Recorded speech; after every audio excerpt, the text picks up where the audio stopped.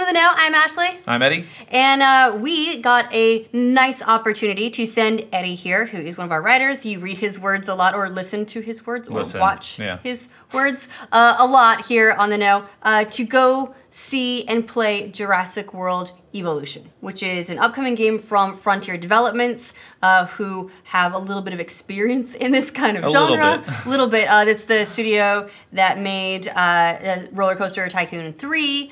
And so, Eddie, you got some hands-on time with the game. You were able to capture your gameplay, bring it back, and now we're going to talk through your impressions about what the game is, how it works, how it all fits together, whether you liked any of it. And then can we please, please, please talk about the fact that Dr. Ian Malcolm is the narrator in this game? I feel like that's going to be the center point for a lot of their marketing. Oh, it's perfect. Like they've definitely been leaning into it a little bit. That Jeff Goldblum is there, and I think when they first announced it, it was a lot of like, he's going to be like in your ear the entire game, which is a selling point. Well, look, that was a selling point for Fable 3 as well.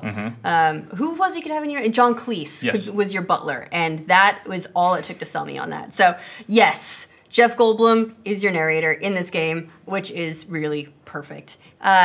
But more important even than that is that you actually got to play the game. So we have exclusive gameplay footage. Exclusive in that this is our gameplay and our gameplay alone and our experience. So I want to talk through the game. I want to get all your impressions because this is the game I'm really excited about. But we sent you on this assignment and I was jealous.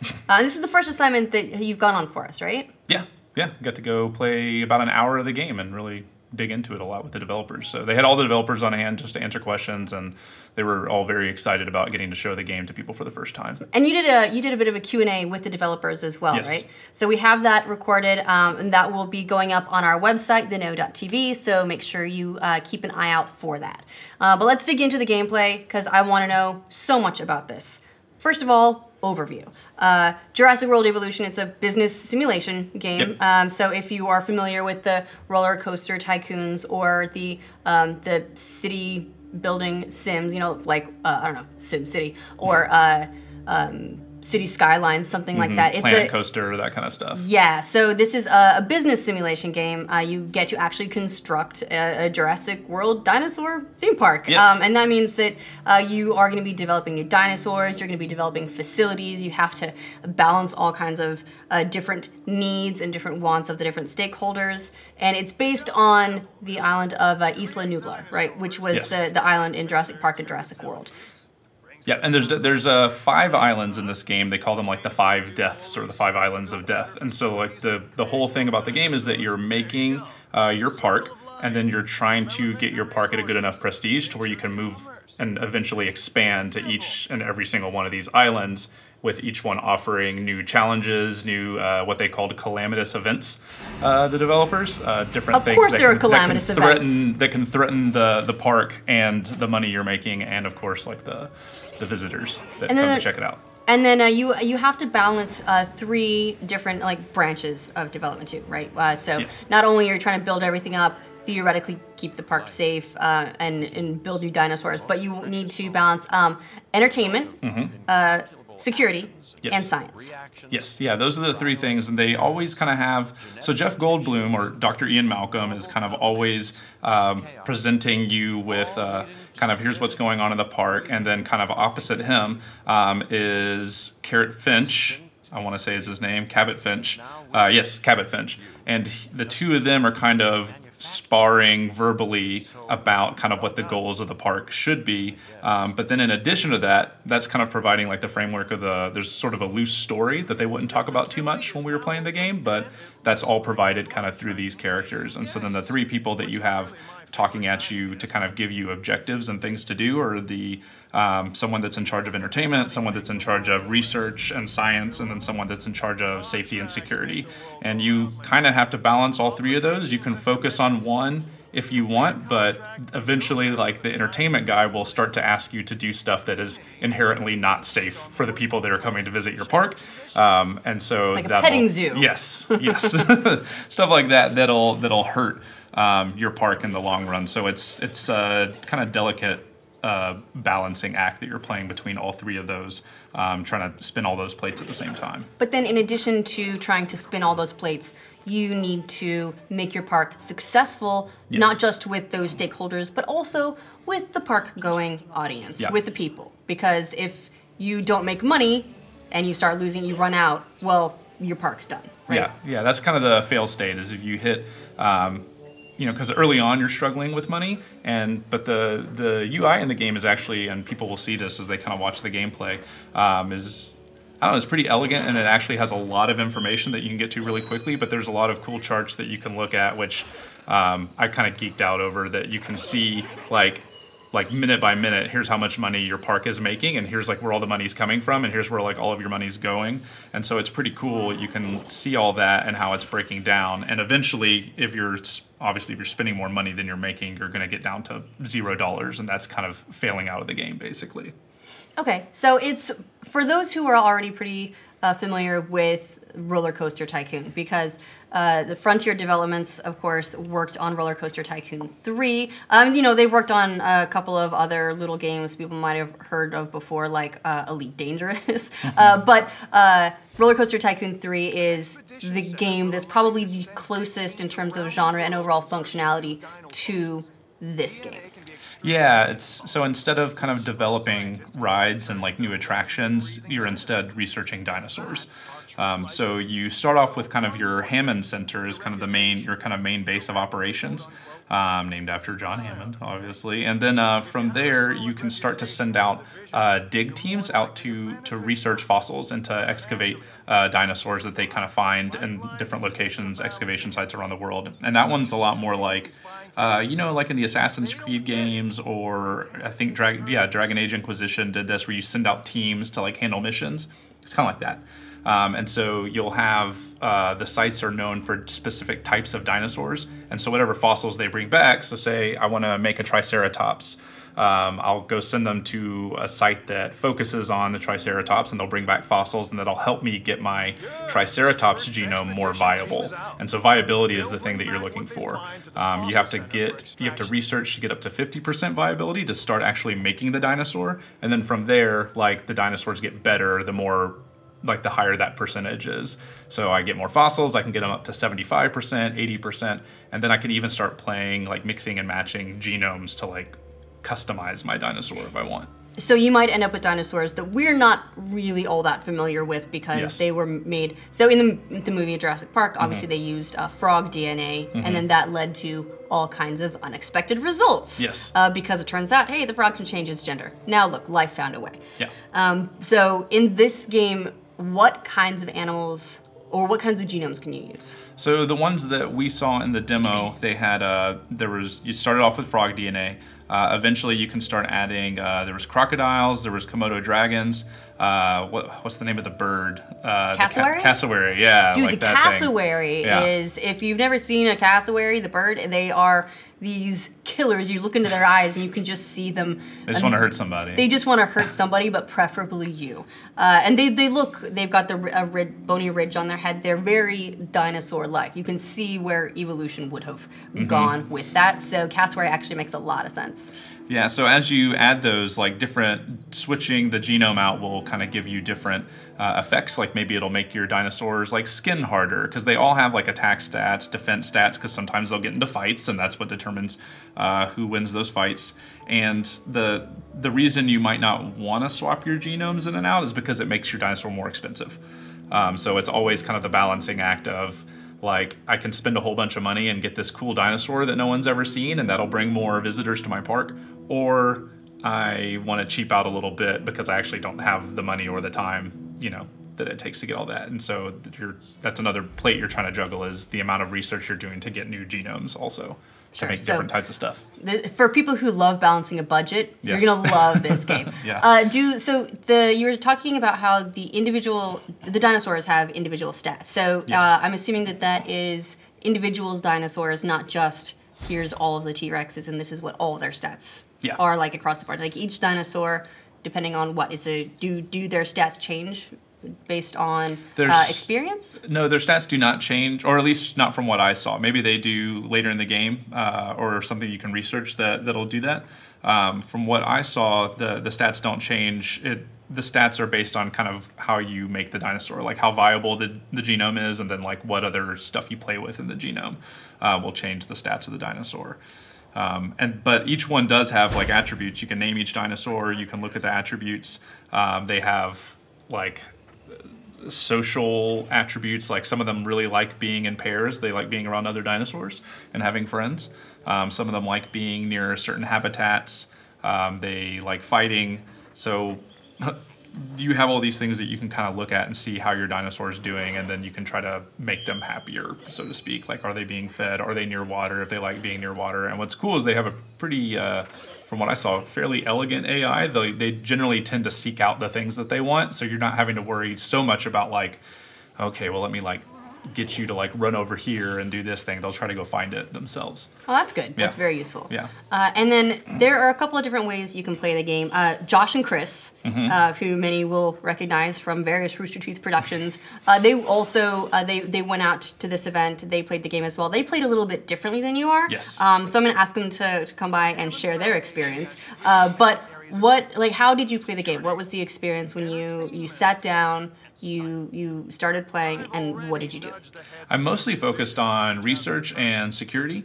So I was trying to see if I could get, because everyone's giving you objectives in the game, and one of the early objectives of the first island was to get to 3 dinosaurs. So like get enough research done to where you can make 3 dinosaurs and then make a Triceratops that was something like 75% viable or something like that.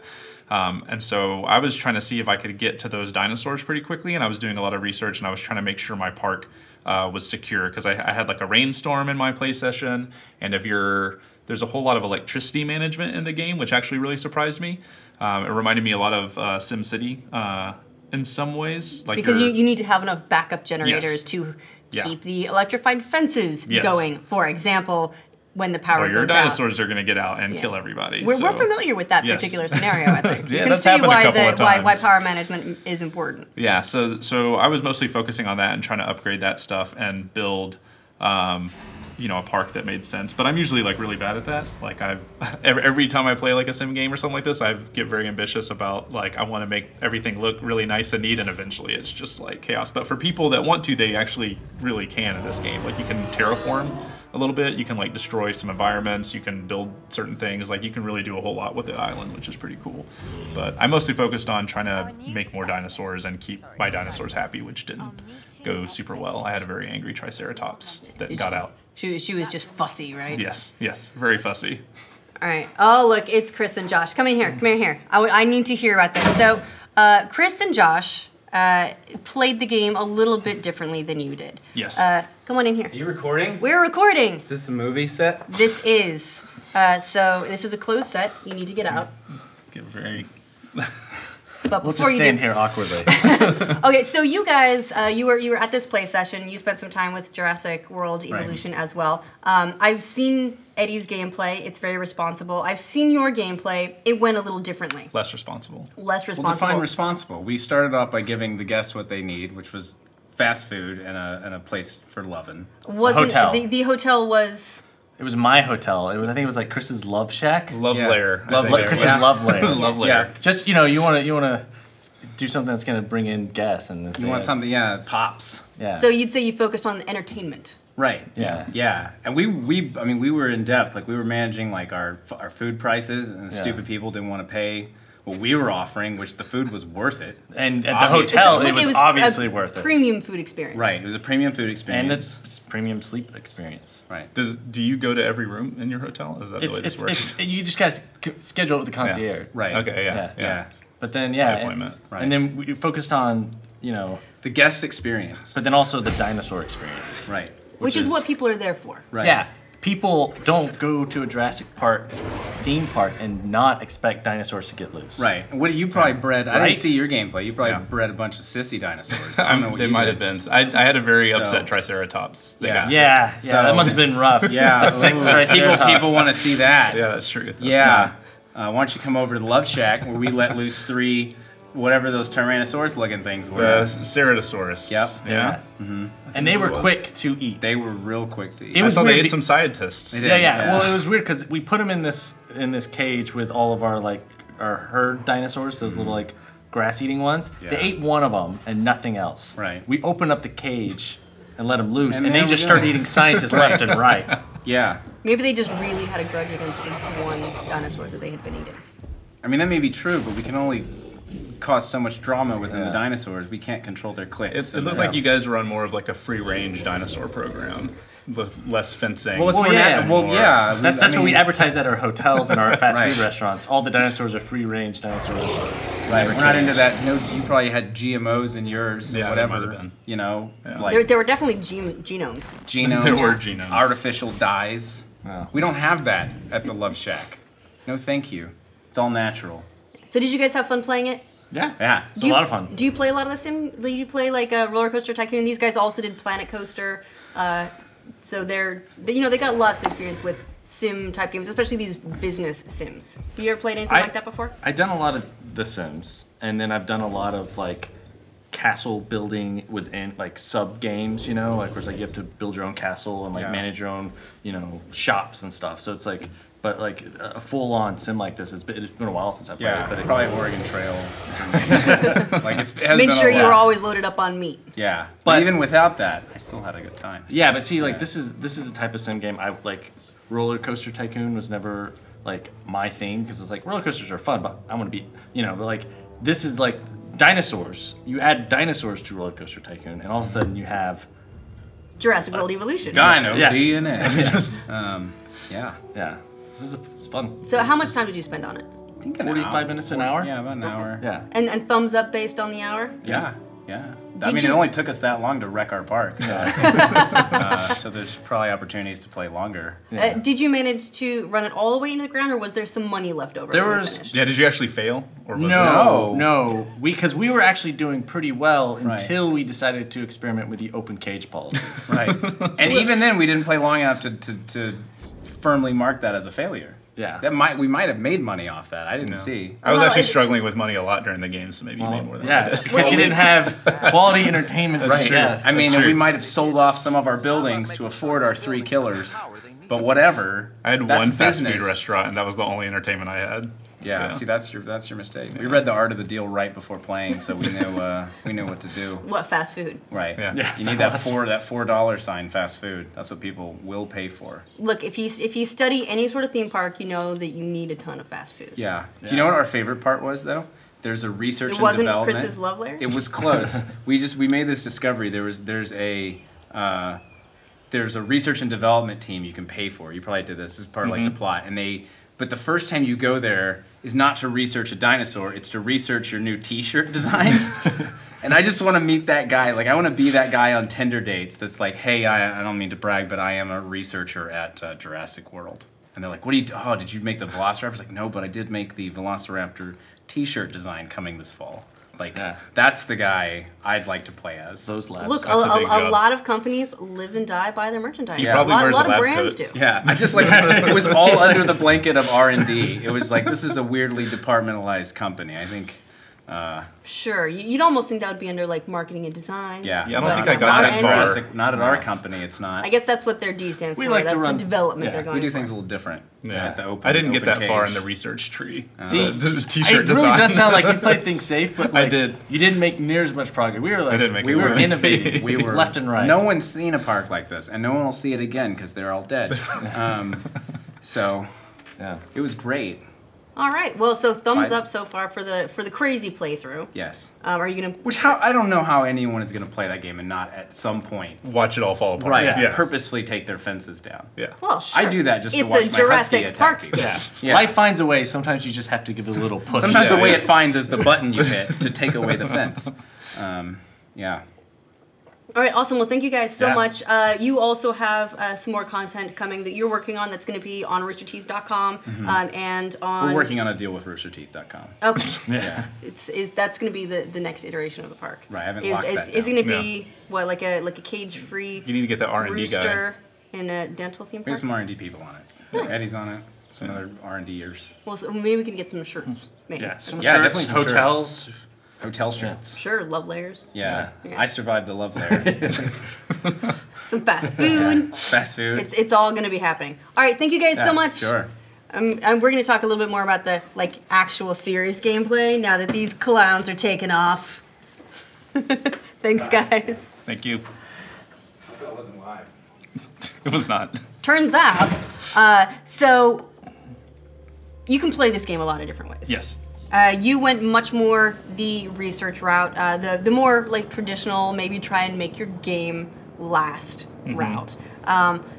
So you probably spent a little bit more time as well looking at or paying attention to the details of the game, yes. How is sound design, how is park layout aesthetically. Everyone knows that if you want to make Jurassic Park, one of the coolest things about, say, the first movie was the initial trek around the island, seeing the dinosaurs in these big, beautiful environments, and there's just that sense of awe that you get. Do you get that with this park? Obviously, it's top down, so you're not rolling through the hills you can actually kind of you actually sort of can. So you can bring the camera down and get super up close with the dinosaurs, which is pretty cool, more than I expected. When I talked to the developers, they really said that their kind of main goal with the game was to make the dinosaurs the star of the show. Obviously, you have that's the license, what this is all about. So the sound design was really cool. The game is a lot prettier than I expected, surprisingly so. And every time you make your dinosaur, it gives you this really cool cinematic where you can kind of watch it come out of the fence and then run out into the field, and you can kind of sit there with it and really chill with it, which is kind of cool.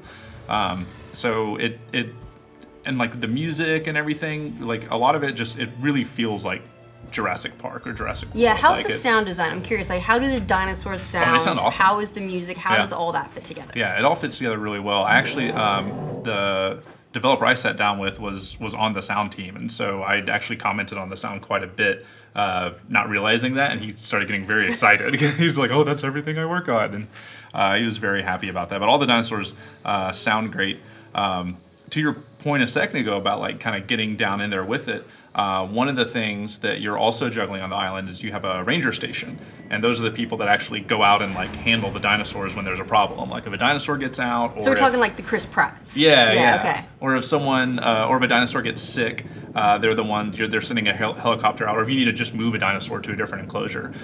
So there's a Jeep team, or there's a helicopter team, and you can actually take control of the Jeep or the helicopter and do all that manually if you want to. If you just feel like the AI is taking way too long, and you can actually get in there and do it. Or you can leave it to them. Yeah, or you can leave it to them. Or you can take control of, if you need to trank an unruly dinosaur, you can take control of the sniper that's in the helicopter and shoot the dinosaurs with tranquilizer darts and stuff like that. So how effective is the AI? Do you feel like you can, for the most part, tell the Rangers to do something and they got it done? Yeah, I actually felt really comfortable with that because I was actually the developer I was with kept urging me to take control just so to show off the feature, and I was just kind of I'd rather not. I just want to watch this happen and do stuff. But I tried letting them do it, and then I took control once or twice, and I felt really comfortable letting them do that. And then the same thing with the dinosaurs. Sometimes a game like this can be kind of ruined when it's I set this thing up to happen, and it was supposed to kind of run itself, and then I turned my head away for a second, and it's not behaving the way it's supposed to. It all went on fire. Yeah, and I felt like the dinosaurs, everything that they were doing kind of made sense. The Triceratops that I had that escaped got really upset because I hadn't made another one, and it was lonely, and so I just started well, no wonder it was upset. Yeah, so I'm pretty sure it was the Triceratops that got out. But yeah, so you can kind of keep an eye on all that, and all that stuff your dinosaur happiness, the facility rating, tourist happiness, all of that feeds into your island rating, and you're trying to get 3 stars out of 5 before you can graduate and move on to the next island. Okay. And so all that kind of feeds together to create your overall rating. And I saw that Chris and Josh, theirs was only 2.5 stars, so that's, Well, so they think they are making progress, but their stars say otherwise. Yeah. Now, on the theme of that granularity, you can also, there's variation in how involved you want to get with, say, even creating enclosures, right? So yes. You can either, you can snap a thing so that it helps to make the enclosures nice and organized, or freeform. Yeah. Yeah, you can freeform it, and then it actually will snap naturally to the roads, which is pretty cool because, I mean, it's a park. It's sort of like a zoo, and people are walking along these paths. And so how you lay out your roads, it'll a lot of times snap to like the curvature of the road because generally the people want to be right up against, you know, where the enclosure is so they can see what's going on. And the same thing is true for the electrical stuff when you're putting down pylons and things like that. So like I always try to make them look neat, but then I just can't, and so I'm always just like very straight, and then it's nothing is symmetrical the way I want it to be. But people that like really get into that can definitely do it, which is pretty cool. Sure, and then you can also greatly affect the look of the park by what buildings you decide to build. So, yes. Say for entertainment, you can build like the gift shops. You can build apparently 1 billion fast food yes. places, and you can select what buildings you want to put where, and that will also really yes. like affect the overall aesthetics of the park. Because like we at the end of the day, we want a pretty park, right? Yeah, and I'm trying to think of some of the other entertainment stuff that was there. I know that there's like viewing spaces so that people can actually like get up and look at the dinosaurs a little bit more, like little viewing areas. There's all kinds of stuff that you can do to increase, you know, how many people are coming and what they're looking at and stuff. So, but like I focused mainly on like making sure I had enough electricity and the boring basics. I get it. But then, so you've mentioned the multiple islands before, mm-hmm. And there's also different environments as well. So each island isn't going to look exactly the same. Yeah. They're all going to be a little bit different, and I'm assuming that means they're a little bit better suited for different types of dinosaurs as well. But how did the different environments look? So we mainly saw just this first island, which was kind of small, so we didn't see a whole lot. There was like some water, there was some forest, there was some mountains. I was trying to get some more information about the other islands. The main thing that they said is that the islands will kind of present different challenges. Like that he kind of hinted that one of them was set along like a long ridge rather than, you know, having this kind of open environment. My hope would be for one of them to have like a volcano, because he talked about that they'll offer, like the further you go, they'll offer different and more dangerous calamitous events. So like right now, in mine, I dealt with like a rainstorm, but I know that there's like hurricanes and all kinds of other stuff that can happen to your island. So I'm really hoping that one of them is a volcano, because that would be super cool to watch that and have to deal with that. But unconfirmed for now. Yes, unconfirmed. So, what do you know of some of the events that can happen? What are some of they talk about these calamitous events. Yeah. So, going off what I know of the movies, they're typically going to involve dinosaurs getting out. Yes. And big storms. Yes. And I dealt with both of those. And then hopefully volcanoes. Yes. I dealt with both of those in mine. I had a dinosaur break out. You'll have dinosaurs get sick. If they start getting really unhappy or if they don't get fed as well, they start getting sick. And there's different types of illnesses that dinosaurs can get. So that's another thing you need to be researching in the background to make sure that you can stay on top of. So like if you're not equipped, yeah. So if you're not equipped to handle certain illnesses, you're just going to have to wait until you've researched it. I'm not sure if like some of those can like spread between dinosaurs, because I could see that being kind of a calamitous event if all your dinosaurs start getting like a special like dino plague or something. Unconfirmed. I have no idea what some of those events later are. But getting sick, dinosaurs breaking out, and then weather were the ones that I saw. Well, and it seems like some of those might feed into others. So let's say there's a huge storm or a hurricane or something. Yeah, you'll have several at a time. That's going to take out power, potentially, if you haven't done your power management responsibly, or maybe take down some fences if maybe it's blowing full trees around, and then take down fences. Then you have... So first you had one calamity, and now you've got dinosaurs getting out, which would be a second. So yeah, in that case, you'd like have to send out a ranger team. You'd have to like tranquilize the dinosaur. You'd have to get a helicopter out to like fly it back to the enclosure, and then you'd have to get a team out that actually like fixes the fence. And so like that's all stuff that you're trying to manage, and that's assuming you still have power. So then you'd be also like getting your power back up and running at the same time that you're like doing all that stuff. All right. So it becomes an interesting game of like crisis management. Yeah, seems like there's a lot to balance there. Now, based on the amount of time you played, so it was like 45 minutes to an hour that you played. Like what was the balance for you between trying to micromanage things, manage crises, doing research, and how was the fun factor? Did you at any point feel like you were bogged down, or did it seem like there was always something fun to do? Yeah, there were one or two times kind of, because that's like the thing, right? When you start playing a game like this, you're trying to learn all the systems and you're trying to figure out what the loop is. You know, like I need to be doing this and then switching to this and switching to this. I don't play a whole lot of sim games, but I did have a lot of fun with it. I never felt completely overwhelmed by anything, even though there was a whole lot to be doing. And I didn't feel like there was a whole lot of, because I remember in SimCity sometimes you'd just be waiting. You know what I mean? Like you're just waiting for something to research. More money to come in. Yeah, or more money to come in. I never felt like in the hour that I was playing that there was much time. Like if I was waiting, it was because I chose to wait, because it's like, oh, well, my dinosaur's going to take like 15 seconds. So I'll just like sit here so that I don't lose that time when I go click away or do something else. So I actually enjoyed the amount of stuff there was to do, and I felt like there was actually a whole lot of stuff to be doing. And there was like a whole area of the game I didn't even scratch that, that Chris and Josh dove into. Like I didn't dive into entertainment at all. I was focusing on the other two aspects. It seems like they got that part handled. Yes, they more than scratched that part of the game for sure. Yeah, so I definitely enjoyed the time that I played with it, and to me the important thing was that it felt like Jurassic World. Like it felt like the franchise, not just because of the dinosaurs, but because there was also that like background of like the people tugging on your sleeves constantly about like, look over here, do this, and then you've got Jeff Goldblum presenting these like ethical, like should we be doing this type stuff, and typical Goldblum. Yeah, typical Goldblum. So based on all of that, I'm happy to hear that it seems like a good game. One of the big challenges with a lot of licensed games is that they can be kind of rubbish. Yeah. And we've had, I think, good luck the last few years. The Lego games in particular tend to do pretty decent, pretty solid franchise tie-ins, but there's been a billion Jurassic Park games. This sounds like it might be one of the standouts, and this is actually a kind of a spiritual successor, right? Yeah, Operation Genesis was another one that was kind of a sim management game.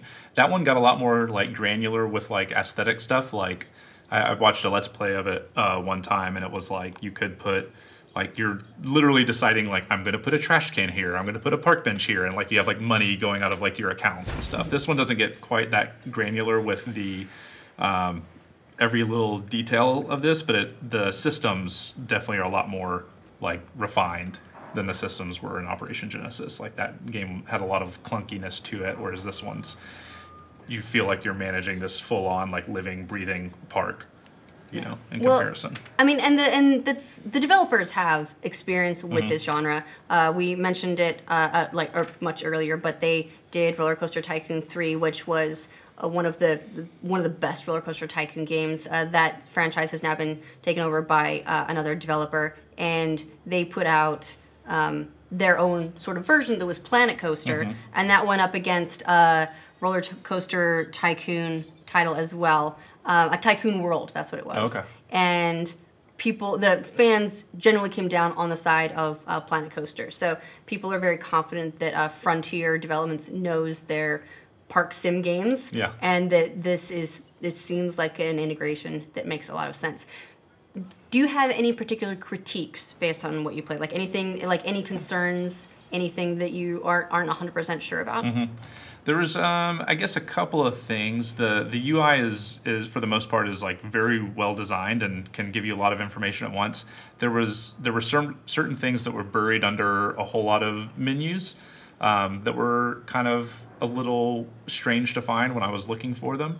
And then every now and then a couple of the research trees were like a little bit mind-boggling. Like, oh my God, there's so much to that. And maybe that's just because I'm new to the genre.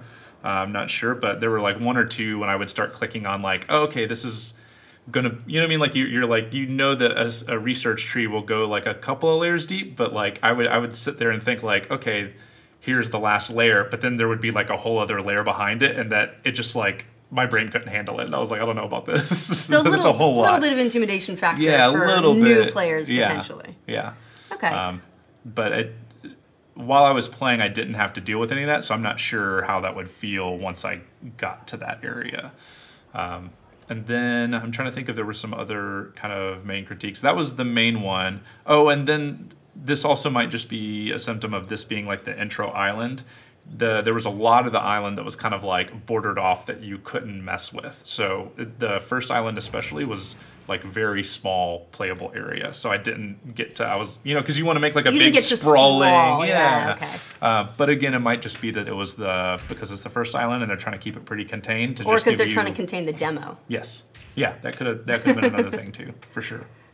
So you also spoke to the developers. We'll have that on the website. I'm not sure if that's going to make it to YouTube. We'll figure it out based on sort of just all the videos we're putting out. But it'll definitely be on the website, so everyone check that out. But based on speaking to the developers, do you feel like this is treated as more than a franchise cash-in? Is this like an actual passion project? Oh yeah, they were crazy passionate about it, and I tried to pick their brain a little bit about, you know, who came to who with this idea, and it seemed like it was something that just kind of sort of spun up between the like, I guess, Universal and Frontier, that it was something that just totally made sense, and they were very much about it. Like they were very excited about the game and really just wanted it to feel like Jurassic World. This was the first time that they'd actually shown it to anybody outside of their office.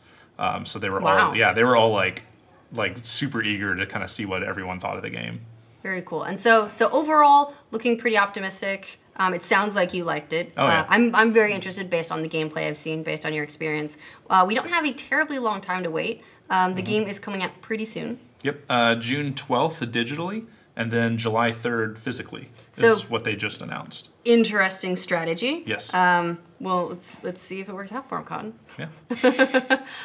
All right. So that's our overall quick, or maybe not so quick, but hopefully thorough impressions of Jurassic World Evolution based on what Eddy has played so far, based on the gameplay that we have, based on whatever it was that Chris and Josh were doing.